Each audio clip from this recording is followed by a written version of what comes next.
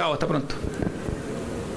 Bien, hoy 25 de noviembre es el Día Internacional por la Eliminación de la Violencia contra la Mujer, y en ese ámbito el Colegio Médico y su Departamento de Género y Salud ha elaborado un estudio muy interesante que habla justamente de la violencia ejercida en el ámbito de la salud, incluso no solo sobre la mujer, sino que por diversos factores que nos interesa conocer. Está aquí en el estudio Francisca Crispi, ella es la directora del Departamento de Género y Salud del Colegio Médico de Chile. Muchísimas gracias por venir, Francisca. ¿Cómo está? Bien, muchas gracias por la invitación. A ver, ¿qué motiva la realización de este estudio? En el entendido que, de acuerdo a lo que yo podía ir mirando, claro, el tema de la violencia contra la mujer es un capítulo muy importante, pero esta es una mirada también mucho más amplia de la violencia. ¿Qué los motivó? Sí, bueno, este estudio se motiva en el contexto de la creación del Departamento de Género y Salud en enero del 2018 en el Colegio Médico de Chile, en el cual nos hemos esforzado por poder sensibilizar y poder promover la identificación de discriminación de género en la práctica médica. Así hemos tenido una serie de campañas que se han llamado En Salud También, que muestra que los centros de salud no están libres de violencia y discriminación contra las mujeres, y hemos tratado de sensibilizar sobre aquello, y la encuesta es parte de eso. Ahora, de ese análisis bien grande, porque por ejemplo hay un capítulo de violencia física, de violencia psicológica, de violencia sexual, de discriminación, por ejemplo, por maternidad o paternidad, violencia simbólica, en fin. ¿Hay algunos de los resultados que uno pudiera poner más en relevancia en el entendido que el estudio es bien amplio? Sí, es amplio, como bien dijiste, tiene 5 áreas en las cuales se ven distintas situaciones de violencia con frecuencia. Es una herramienta como muy extendida que yo creo que va a ser mucha utilidad para los centros y para también la política pública en general. En resultados generales destaca que un 6% de los encuestados y las encuestadas refieren a haber sufrido violencia física en el último año en su práctica médica. Esos porcentajes son parecidos entre hombres y mujeres. Luego, si vamos a la violencia psicológica, ahí un 40% de las mujeres encuestadas ha sido víctima de violencia psicológica en el último año en su práctica médica, en comparación a un 20% de los hombres, lo que es bastante. El doble. Esto consiste en humillaciones, denostaciones, exclusión de la toma de decisiones, exclusión de los espacios laborales, por lo que es bastante. Luego, si es que vamos a violencia sexual, un 11% de las mujeres ha tenido situaciones de violencia sexual en el último año en su práctica médica. En esto incluyen el envío de fotografías con contenido sexual a través de WhatsApp u otros medios. También incluye insinuaciones o miradas con contenido sexual, y eso es un 11% de las mujeres en comparación a un 3% de los hombres. Permíteme que te interrumpa un minuto. ¿Va cambiando el emisor de esa violencia? Por ejemplo, en el caso de violencia física, cuando tú estabas hablando, me imaginé de inmediato que puede ser desde la violencia que ejercen en muchos casos personas que están esperando por salud y que ante la desesperación por tiempos de espera, falta de recursos, etcétera, etcétera, hemos visto cómo muchas veces personas atentan contra el personal médico. ¿Estamos hablando de eso o estamos hablando, por ejemplo, en el caso de violencia sexual?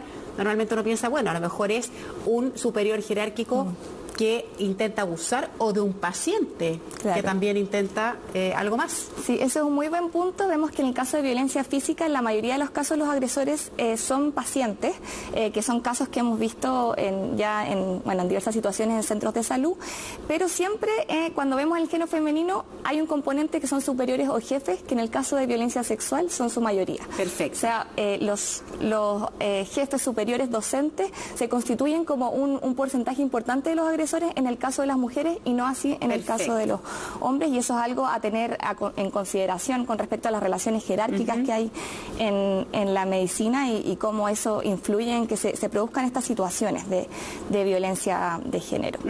Ahora, ¿qué instancias hay para poder no solo perseguir, sino que sancionar a aquellos responsables del ejercicio de la violencia en cualquiera de los tipos que ustedes recién nos acaban de comentar? Bueno, tenemos todo lo que son los protocolos de acoso sexual, que es algo importante. Nosotros del Departamento de Género hemos evaluado los protocolos de los 29 servicios de salud y hemos visto que tienen ciertas deficiencias en términos de no establecer plazos claros en los cuales se va a llevar a cabo la investigación. También muchos de ellos no tienen las sanciones a las cuales se van a ver vistos enfrentados, y eso también es súper importante importante que en el proceso de denuncia de acoso sexual las mujeres cuenten con toda la información para poder tomar la decisión de denunciar. También hay una falta de transparencia en las medidas precautorias que van a tener las mujeres para evitar su vulnerabilidad durante el proceso de denuncia. Entonces creemos en síntesis que los protocolos de acoso sexual pueden ser mejorados y no es solamente suficiente el protocolo, sino cómo las instituciones divulgan estos protocolos, generan conversatorios sobre cómo se genera un ambiente de tolerancia cero al acoso sexual y a la discriminación contra las mujeres.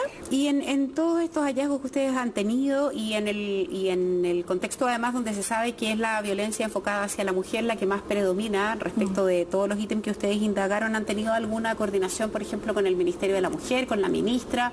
¿Han jugado ahí un rol ellos también? Sí, con respecto, bueno, lo que me gustaría mencionar ahora es el tema de maternidad, ya que era porque tiene que ver con la pregunta. En maternidad también vemos que hay una discriminación mucho mayor a las mujeres por la maternidad en respecto a los hombres por la paternidad. Un 17% de las mujeres ha sido discriminada en el último año en sus derechos laborales, en cómo también se les cuestiona la posibilidad de ascender por el hecho de ser madre, y eso es un 17% de las mujeres en comparación a un 4% de los hombres, por lo que es una diferencia significativa que a la mujer se le penaliza por la maternidad en la práctica médica. Vemos que muchas veces los espacios de salud no tienen salas de lactancia para las funcionarias, menos de un 20% de los hospitales cuentan con salas de lactancia para las funcionarias y así el porcentaje es menor en las clínicas, por lo que es todo un área en la cual nosotros hemos invitado a la ministra de la Mujer a poder promover que salud dé el ejemplo, o sea, que los centros de salud sean ejemplares en torno de respetar los derechos de maternidad y también el tema de acoso sexual, de que puedan tener protocolos actualizados y que se hagan efectivos. Yo sé que tal vez no es el área así exacta dentro del colegio médico que a ti te convoca, pero te lo tengo que preguntar aprovechando tu presencia aquí.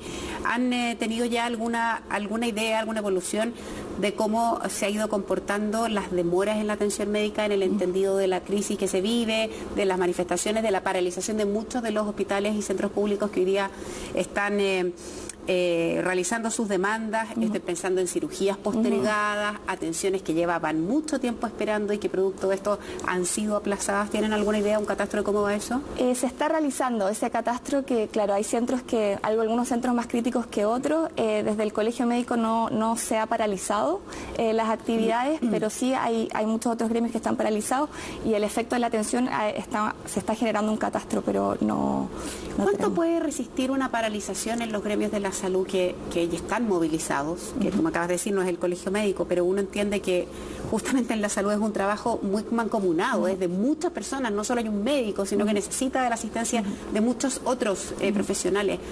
¿Cuánto tiempo puede resistir una paralización en un área tan sensible como es la salud?